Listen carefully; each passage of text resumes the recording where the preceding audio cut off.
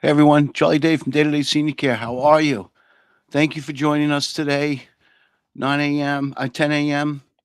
I'm happy to be here and we're excited to get started.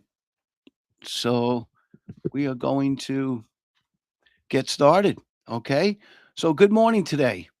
I wanted to talk about something that almost every family I meet struggles with, but nobody wants to say it out loud guilt. Okay. You notice mom is missing her meds? Or the fridge is empty or dad is becoming more isolated, you know you need help, but there's a voice in your head saying, I should be able to do this myself. Today we are going to close the guilt gap, okay? I'm going to show you why bringing in a companion isn't giving up on your parents. It's actually the best way to give their life back, okay? So again, Charles Day from Day to Day Senior Care. I'm hosting our Care for Confidence series. We host it every Tuesday, usually around 9:30, sometimes 10 a.m. It's just been rough, folks. I'm juggling a lot, and I'm trying to get these live events out. So for our families, this is dedicated mostly for our current clients and their families, prospective clients who are looking for companion services, and anyone else. Um, I know we're having a growth in our followers on YouTube channel. We're up to 35,000 views now, and I think 385 new subscribers. So we've got another 100 subscribers that joined us in the last week, and I'm very, very excited and grateful about that, folks. It gets me a little nervous too when I go live because I know that there's a lot of people that are visiting. They may not visit live, but they're certainly coming back and looking at some of our past episodes. They may not even be subscribers; they could just be passing by viewers, which is totally fine. I mean, I'm just grateful for the exposure, so everyone will know about our company and the great expert services that we provide. So let's get right into topic. I have a little bit of a slideshow to help us get along this next 30 minutes. Okay. So I have it up on the screen here, and this is little me down in the corner, but it's all about this series titled Closing the Guilt Gap. Why asking for help is the ultimate act of love. Okay. So what is the guilt gap? Okay. First, let's look at the bullet points here. The feeling that I should be able to do this all myself. Okay. A lot of times, sons and daughters, I've had many of them talk to me about such issues, but um, you get that feeling you could do this, you can handle this. You just have to, put time aside for this or that to help your loved ones. But then you also have the fear that bringing in help is outsourcing your love. So there's guilt in that because the families are, you think your mom and dad are gonna be like, oh, why are they bringing somebody else in? Why can't my son or daughter or both help me? What's wrong with me? The stress of balancing your own life with your parents' safety. I know today's generation, everybody is working, mom, dad, kids. So when the parents and the grandparents they start to get to the point where they need some oversight, or the one's alone by themselves or widowed, or one has Alzheimer's and the other is caring for her 95-year-old husband and she's 91. I mean, obviously there's a need out there.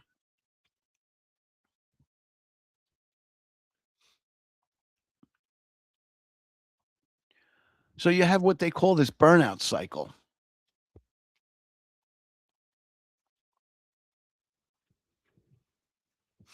All right, look at that for a second.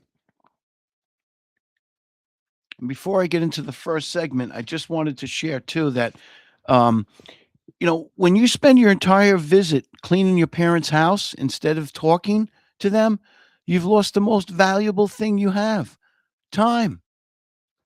Let us handle the tasks so you can handle the love. All right? Very important. Our companions are here, ready, and able to assist at all times. But let's looks a little more about this closing the guilt gap. Okay, why asking for help always seems to you know why asking for help is the ultimate act of love. Okay, that's what we're trying to bring across today. So you have your the Long Island reality too, folks, is most of you are working full time, raising kids, and trying to um, manage a home in one of the busiest places on earth. When you spend your weekend doing mom's laundry and scrubbing her floors, you aren't being her son or daughter, you're being her cleaning crew. Okay? This is the sandwich generation burnout. Now, the shift here to all this is that day to day senior care, we talk to families about role restoration. When you hire a companion, you get to go back to being the child.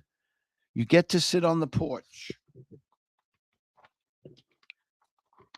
and talk about memories while we handle the meal prep and the safety checks. Okay? All right, so let's go on. The burnout cycle. You become the task manager instead of the son daughter. Okay? Then you find yourself, you're stressed already. If you look here, you're stressed. Then you got the exhaustion, then the crisis, and then the guilt. Safety risks increase when you are spread too thin. Safety risks increase when you're spread too thin. Quality time is replaced by maintenance time.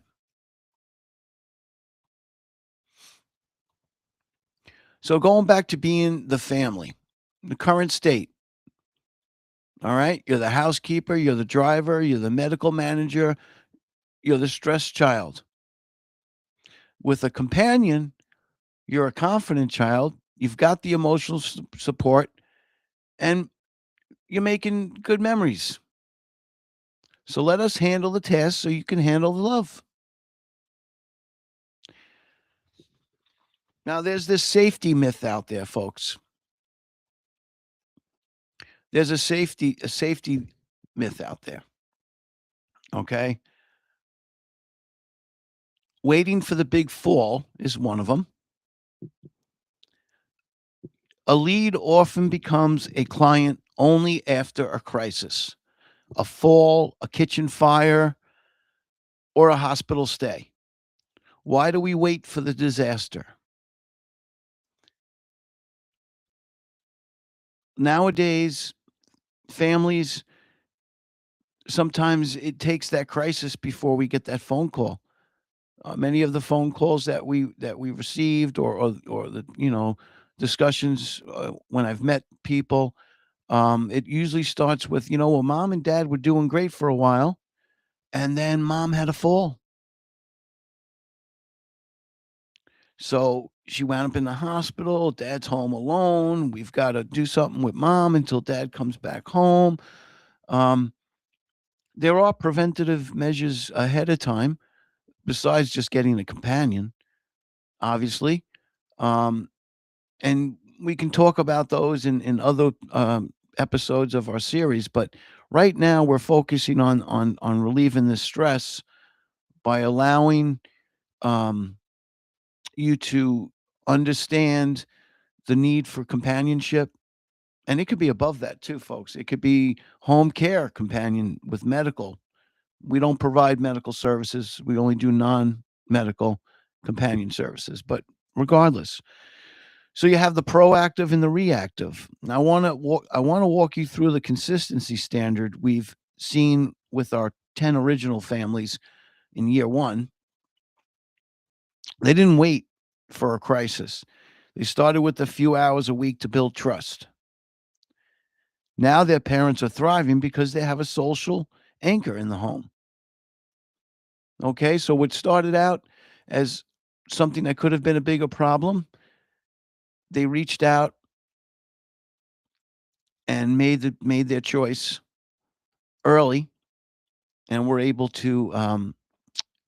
to get in, intercede, and interventions, and we learned with the clients what their needs were, aside from the initial assessments, because there's always more.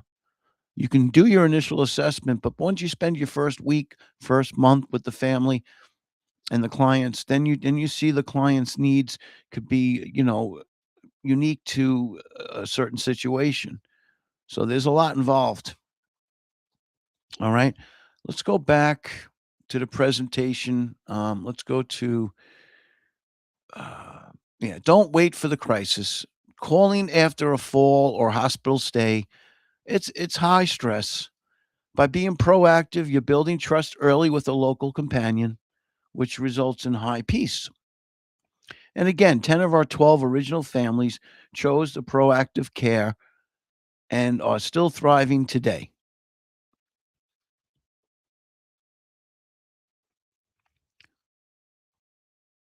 Now, this year we've acquired, well, not all of them are started, but we've got another 11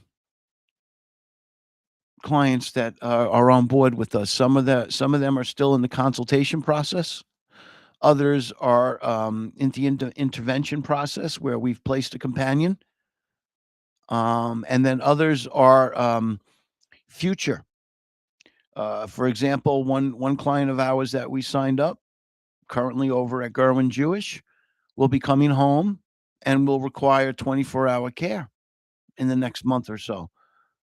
So the family and myself are doing all the preparations, being proactive before the time comes for the loved one to come back home with 24-hour care. Some of it's going to be medical, some of it's going to be non-medical. I do all that.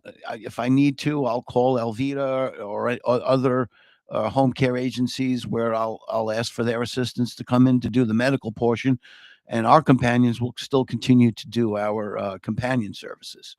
So I'm growing a list of people that are available and ready to assist us, because when I take on a client with my 3 decades of experience in the healthcare industry and senior care industry, I go the full spectrum. I go from beginning to end. I oversee everything, the management of everything, to even families. I've got some families that are out of state, and I manage their families. I get them all the right people, okay, all the right services. So let's go on to the next. Okay. Local care for all of Long Island. Okay. The match, our coffee test, so to say, ensures a personality fit. But actually, what I am doing is I think the most critical and at times the most difficult task is being able to match the companion with the client. So I do a lot of the assessments in the beginning with my team, but I oversee that most critical part where I ensure that there is a personality fit. That is the most important. And you know what? As a founder and owner of this business, and being involved in a lot of the departments from HR, marketing, which I'm sure many of you know, I'm doing all of my marketing right now solely on my own. I will be getting a marketing team eventually. I do have a new camera person. So what we're going to do is I ensure that personality fit, folks. I want to make sure that everything is perfect. The reach local companions who know your neighborhood. When I bring on companions who are mostly family, former peers, and now I'm starting to go from former peers, friends, or families, friends, as we grow. Um, So I try to, if one's in Bethpage, another one's in Comac, one's out east in Southampton, I do my best to make sure that they work local proximity from their home. Always best, because you can actually keep a companion longer if you keep them closer to their home, and start giving them additional companions. Say you're doing one for part-time at 15 hours a week, and then you got another one signed up that's doing another, weekend shift only. Now she can cover both and it's not so overwhelming. That's another episode where we talk about retention of our companions. There's just so much to learn, folks. But again, I'm focusing on you as family, prospective families, or our current clients, to know that um, that a social anchor for them, a breather for you. That's our end results. Okay, getting those local companions in your home. Okay, so it's okay to ask for help. In fact, it's the best thing you can do for them. We are day-to-day-senior-care.com. Our phone numbers are here. Our YouTube channel, where majority of our viewers and followers are there for our episode series, different podcast series, informative information for families that want to know uh, what next steps are, or want to call me just to discuss how to navigate, your family through this complex senior care maze. Okay, so let's look at the final. So we're overcoming the resistance. Okay, um, how do you tell dad he needs help when he says he's fine? Right? How do you tell dad he needs help when he says he's fine? All right, I forgot to open up the chat box today, folks. Sorry about that. There she is. Okay. If anyone wants to answer that, we are we are live on Facebook, YouTube, LinkedIn, and Instagram now. So if anyone has any questions, please don't hesitate to comment in wherever you're watching. It'll come up. I can see, all the chats come to this one spot on my chat box to my right. Okay.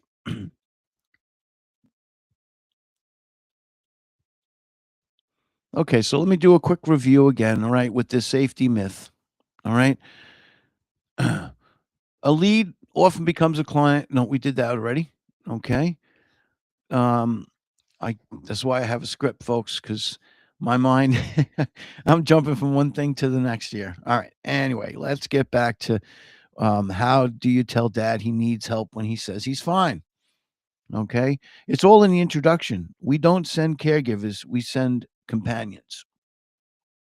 So the coffee test in action is like we I'll share you how we use our vetting process to find a companion whose personality matches your patient's history. When they have someone to talk about the old days in Levittown or the glory days of the North Shore with, the help doesn't feel like a burden, it feels like a friend. And I have so many examples, folks. Okay, again, one thing I'm very proud of with our company is our retention ratio with our clients. Okay, again, we've carried over 10 of our 12, and then we acquired another 11 over our first quarter here in our second year. Again, not all of them are active right away, but they're signed up with us. Some right away, some were. One of, for example, is an assisted living, and they're 12-hour care. So I have two companions going in each day, 7 days a week, just to help her. Okay, with her needs. So what we do is the reason why we're able to continue. We hold on to our companions. They don't come and go. They're paid fairly. They're compensated for their for their time, and we have great services and appreciation programs. Bonuses will be coming this year as well. We do everything we can to show our companions how much we enjoy their and respect their time with us. So very important, because that means that they're matched correctly. All right. if you just throw in companions into different families and hoping that they're all gonna jive together, it's not gonna happen because people you just you could have a great companion, but the person that you're trying to match with just is something that doesn't fit. All right, so that's very important. Um, all right. So when again, the coffee test in action is when they have someone to talk about in the old days, growing up. Um, you don't want to put them with someone that has no history of what's going on the island. You know, I hate to say it like that, but if you have someone that doesn't have that some history, it'll be harder to have those type of conversations with the older um, people we serve. So again, maturity levels for our companions, experience, education, understanding. It's all very important when we try and match our companions with our clients.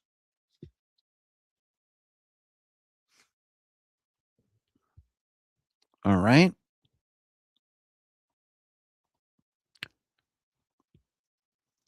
Any questions so far? I tend to run through things pretty quick. It's only 30 minutes. We've got about 9 minutes left already. Okay. But again, enjoying everybody who's been coming, riding along with us. All right. So, folks, understand it's everyone experiences this. I experienced all this with my mom, my grandfather, my grandmother. Okay.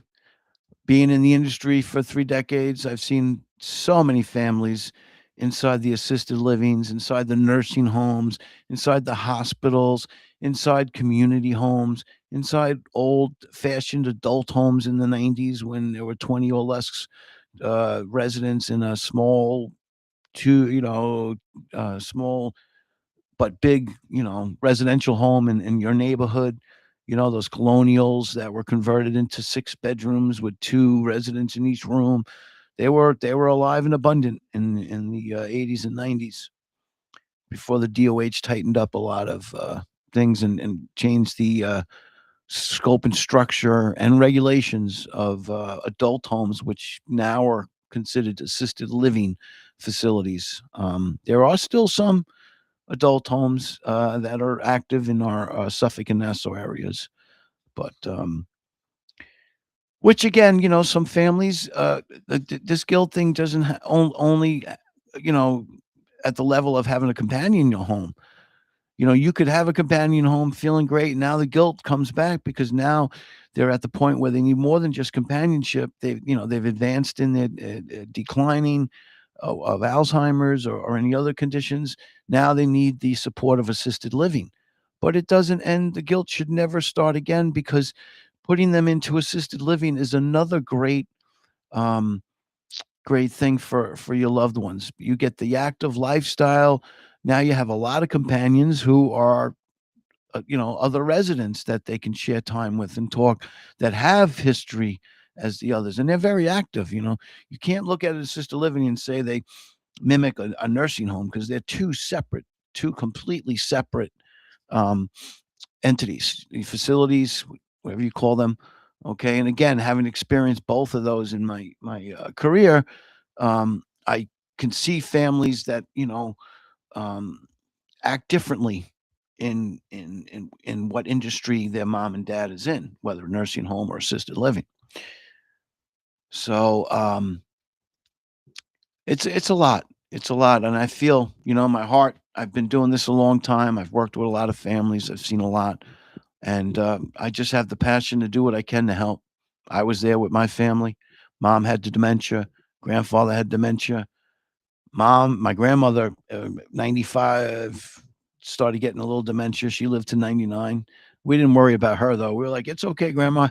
You don't need to, it's all right. Where's my pocketbook? Where's my pocketbook? It's right there, grandma. It's right in front of you."